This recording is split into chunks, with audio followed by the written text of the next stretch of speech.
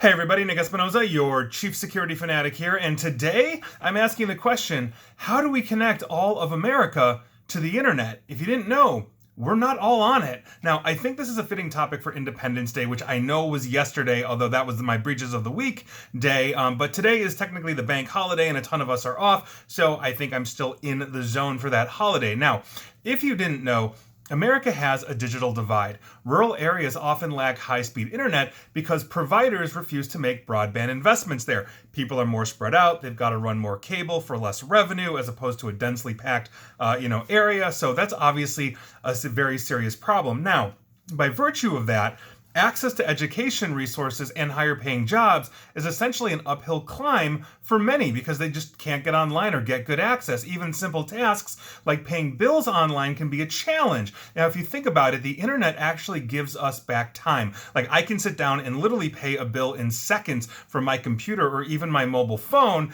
I don't have to basically drive somewhere to pay or even spend a whole lot of time writing out a check, filling out, let's say, the rip tear thing off the paper bill, getting an envelope, addressing it, getting a stamp, then putting it in the mailbox and all of that, which seems really small. But everything we do online like that really adds up to a lot of time saved. And that doesn't happen for a lot of people here in the United States. The internet and technology drive much of the US economy and commerce now. And without easy access to that, people are being left behind. I think that's a very serious issue. Outside of like tech and office jobs, even the trades also continue to increase their reliance on technology and education. So it's a tough spot to be in if you're in a trade and you're somewhere without access. That may also mean the company you work for could be smaller or not have good internet access, which means they may also fall behind their competitors. This is a huge problem. Now, with these huge disparities in internet access across America, building out essentially a new information superhighway or connecting everybody is going to be as essential as modernizing things like bridges and roads, as we obviously do things like rebound from the pandemic, attempt to grow the economy again, and obviously, just try to raise all boats. A rising tide raises all boats. Now, what I'm talking about here that is basically being debated is the American Jobs Plan. That's President Biden's comprehensive infrastructure program, and it is calling for investing $100 billion into affordable high-speed broadband for Americans who cannot afford internet access or live in areas without service or struggle with low quality, such as hit or miss connections. These investments would actually support American workers, including those making things like optical fiber, which is a key component of broadband. At the same time, they start to eliminate that digital divide. Now, obviously, the pandemic forced many workers to perform their jobs remotely and students to study online, and that showed that reliable internet service isn't necessarily just a convenience, but it's absolutely a necessity.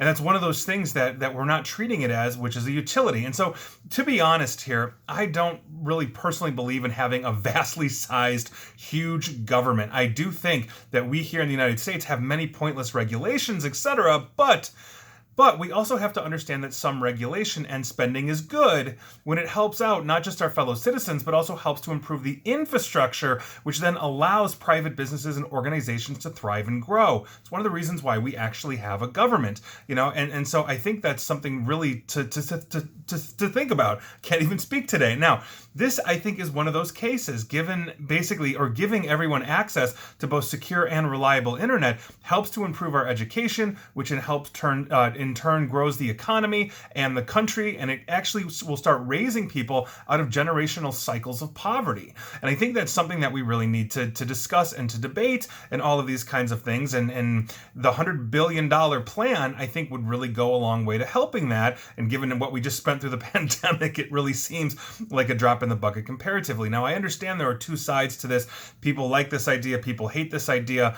I'm just hoping that we can have an honest debate and understand that this is a situation where both sides can come together in the aisle if they can understand that both sides are really trying to work for the betterment of society, and hopefully both sides are. And so by virtue of that, if we can put a little trust and a little faith in each other to say, hey, we're all in this together, and while you might think, the at the end of the day we're going to be in the same place, but we're taking two different roads, I think that's fine. But I think we also have to understand that it's things like this that really matter, because we've got a lot of people that are lagging behind. And when everything went remote, and the kids in college, basically went home to get on Zoom and do that, what happened to those areas where those kids didn't have good internet connections? Did they fall behind in college? I mean, these are things that we actually really have to consider as we are competing on a global stage with other large companies, or countries, China, Germany, et cetera, et cetera. We have to make sure we maintain viability and competitiveness, and that basically requires infrastructure. In the same way, we need to make sure our roads and bridges are good so the trucks keep rolling that commerce, which is a vital part, of our industry. The internet is that as well. And so that is your news of the day. That's your thought of the day. Feel free to agree or disagree with me. But I think if we are looking at essentially creating a vast infrastructure here that is reliable and secure for everybody in this country, I think that's going to do nothing but help us in the long run, even if we have to spend money now to do that. That's essentially what infrastructure spending is, and it's not sexy, and these things oftentimes don't get through. I just don't like to see partisan infighting on stuff like this. I'd rather tackle the issues and execute on them. So that is your news of the day. Feel free to disagree with me, but I think this is an important one, and obviously it hits close to home given what I do. And please like, share, follow me here on Facebook and Twitter at NickAESP, and please feel free to subscribe to me at YouTube as well. And as always, stay safe and stay online. Thanks, everyone.